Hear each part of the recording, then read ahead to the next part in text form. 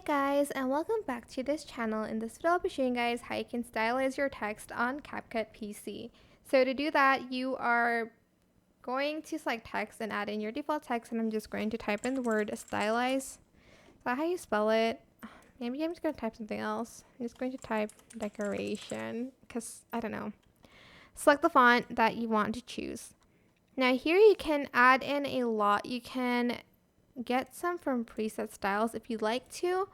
You can also add in the outline by yourself by pressing stroke and selecting the color of your choice and adjusting the thickness as well.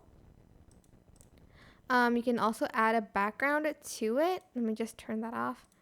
I think you can still add a stroke even though you have like a background already. Yeah, you can, but it was just a different color. You can add in a background like that.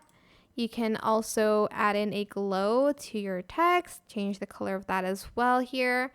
You can adjust the intensity here and the range and stuff like that. Or you can add in a shadow if you'd like to. It's better if the background's lighter than the shadow, of course.